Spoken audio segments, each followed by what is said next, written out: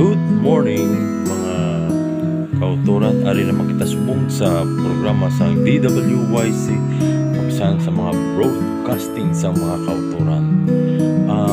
Kung pwede mga kauturan pwede nyo ko maupdan sa akon nga content, pinapakita ko subong ang aton nga bagong investment na ginbakal nga motor.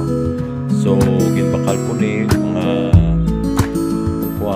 285,000 pesos lang ni siya. Bali ang brand new sini kung baklod mo to sa store, gadlagan ni siya mga 487,000. So ini second hand na siya, muna nga 285,000 na siya. Ipakita ko sa inyo kung ano ang itsura sini. Daw motor siya ni bago-bago na bago pala siya. Sang iya nga itong bunso. Ini pwede tani siya pintahan. Kapag pumunta ni siya, pag pumunta ni siya ng pinta, medyo na-stuck lang sa diri. Na-stuck siya diri kay tuod nga wala pa ginagamit siya.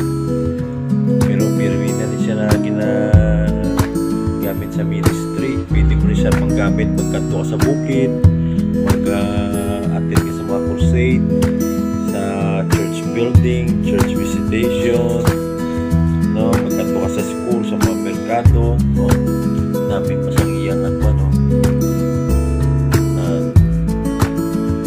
Takong na siya, takong na klase motor. Pwede mo rin siya papaguhon, panamihon, pwede mo sa pang racing sa mga contest lang ng mga motor. Magtumbling ka nga klase kung sagad ka magtumbling. So namin ni siya nga so ginapabala ko sa bilog nga sa district naton diri sa Bacolod. Kung sino ang may gusto nga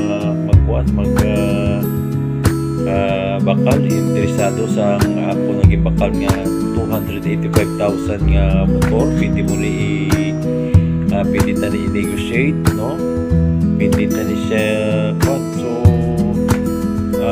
ikaw mo lang bahala mag-presyo, hindi nyo lang pag-islan ang iyang presyo nga 285,000 nga bakal ko. So pwede tani mabaligya mga 350,000 lang, no? Pero namin na siya ang klase ng motor. Mabakod na siya. Bakod na yung klase motor, no? So base may interesado nga gusto magbakal, so ari baligya ko maling isa ni ka motor, no? Bago pa man siya, no? Bakal ko na 85,000. So pwede talima negotiate nga 125 lang. So kato lang puti sa HPC sa Libertad, Extension Libertad, no? Barangay 31 sa Lupisay na, no? Kato lang puti kabalo naman kamo sang HPC kung sa din ang HPC. So amo ni siya may ari pagkitimiti nga mga electric fan nga baligya, no? Pag ang tricycle nahulog pa ho. So kasi kung may mga interesado ka mo, amon nga background diri sa amon nga kuan nga kusina, amon nga ginatawag nga missionary workout, no? Amon nga sulod na sa tubig, kusina, diri kami ka pang hugas plato, diri tanan ari, no?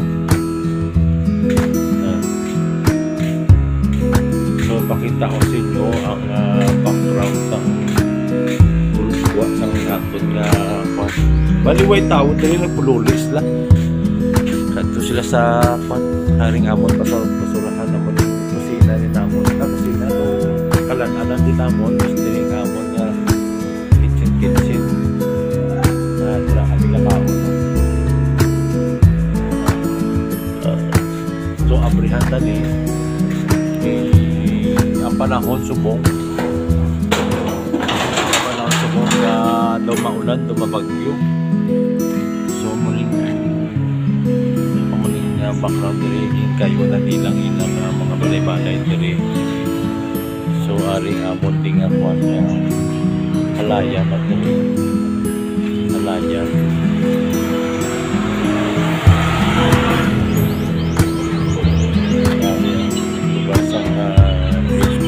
Then Pastoral Care Ministry.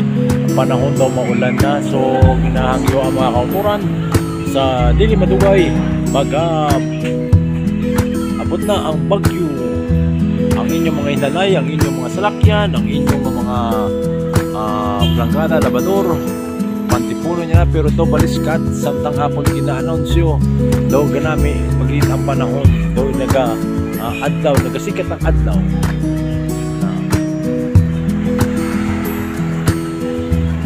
So mga kauturan, ari makita nyo ang HPC boarding house.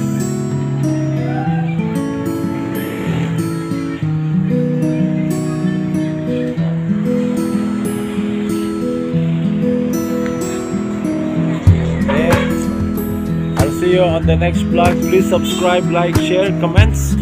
Kag madamog gid nga salamat mga kauturan. I love you all.